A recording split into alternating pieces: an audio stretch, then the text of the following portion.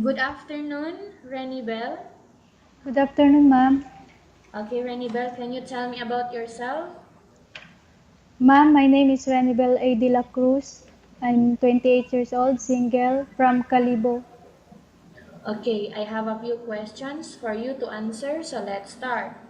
Yes, ma'am. Why do you want to work as a maid? Ma'am, I want to work as a maid because I want to have a high salary, ma'am. And I want to help my family with with our finances, ma'am. Why you choose Malaysia when there is a lot of other country? Ma'am, I choose Malaysia because it is near from Philippines, ma'am.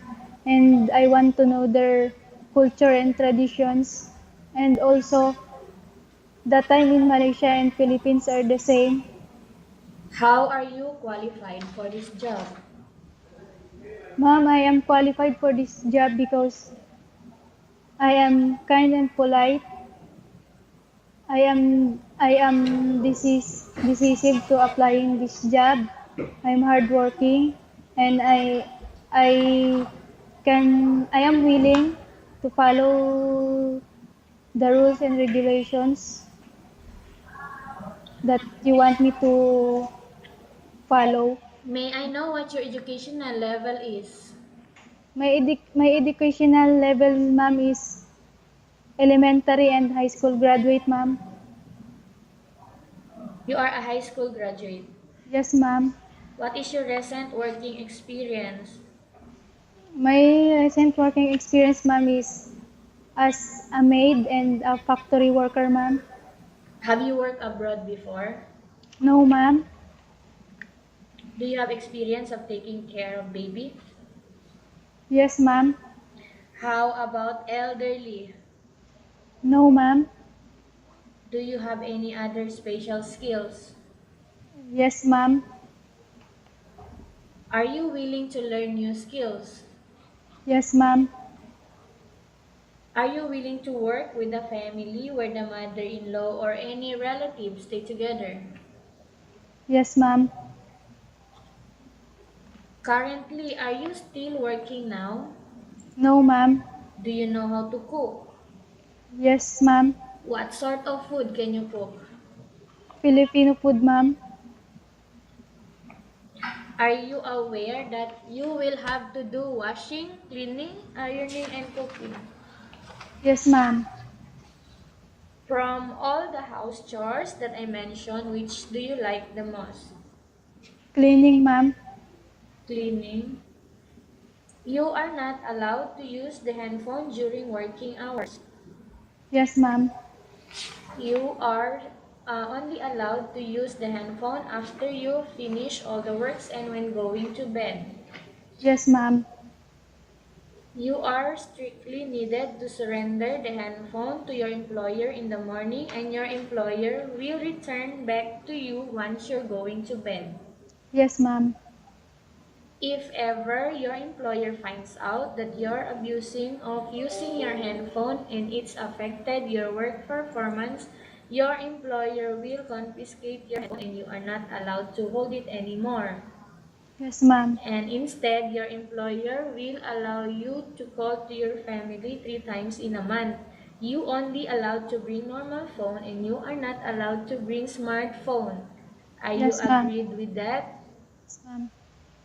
Are you agree to the rules and regulation for the handphone? Yes, ma'am.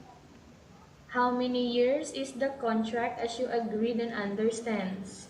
2 years contract, ma'am. Can you describe for me your ethics, your attitude? Ma'am, I am kind, polite, industrious, and trustworthy, ma'am. How can you assure to us that you will work hard in Malaysia? I work hard in Malaysia, ma'am, because I want to help my family and I don't want to disappoint my employer, ma'am. Okay. Can you promise not to use the telephone without the permission of your employer? Yes, ma'am. Can you promise not to put on makeup but to dress properly while work? Yes, ma'am. Can you promise not to invite friends and relatives without the consent of your employer? Yes, ma'am. Can you promise not to ask for advance salary from your employer under any circumstances? Yes, ma'am. Do you really understand of the rules and regulation of the agency? Yes, ma'am. Do you pay any placement fee for you to come to Malaysia to work as a maid? No, ma'am. Do you suffer from any skin diseases, allergy, or physical defect? No, ma'am. Do you suffer from any skin diseases, again, allergy, or physical defect? Only, ma'am, hospital confinement, ma'am. When was this? 2009, ma'am. 2009. Have you gone for any serious operation? No, ma'am. Do you smoke? No, ma'am. Are you medically fit? Yes, ma'am. Okay. Are you allergic with any food? No, ma'am. Are you preferred to work for the employer of any race? Yes, ma'am. Are you preferred to eat the type of food taken by your employer? Yes, ma'am. Are you afraid of being left alone in the house? Ma'am. How about, are you afraid of dogs or other pets? No, ma'am. Can you promise to work according to instruction from your employer? Yes, ma'am. Do you have any immediate family working in Malaysia? No, ma'am. Okay, Renebelle, we have finished our question section. Let's go to case study. I have a case study for you and I want you to answer me truthfully, okay? Yes, ma'am. Upon arrival in Malaysia within 6 months only, if ever any of your family members passed away, what will you do?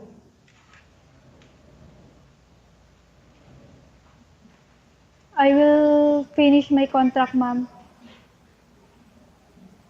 I will work and I will finish my contract, ma'am.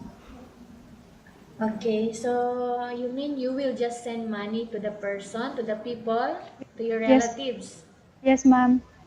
in the Philippines Yes, while ma'am. continuing your work here? Yes, ma'am. I will finish my contract, ma'am. Okay, Renebelle, tell us about yourself again and why do you want to work in Malaysia as domestic helper? Ma'am, please choose me because I am kind and polite.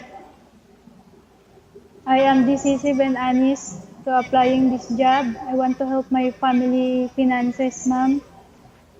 And I am willing to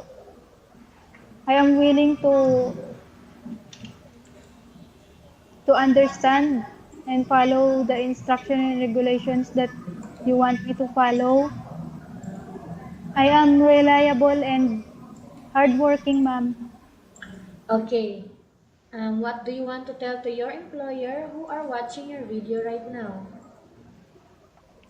Ma'am, please choose me because I am hardworking, I am honest and decisive to applying this job, ma'am. I am a trustworthy and reliable too. Okay, thank you very much, Renibel. We will update to your agency if there is any selection made by the employer. Yes, ma'am. Thank you, ma'am.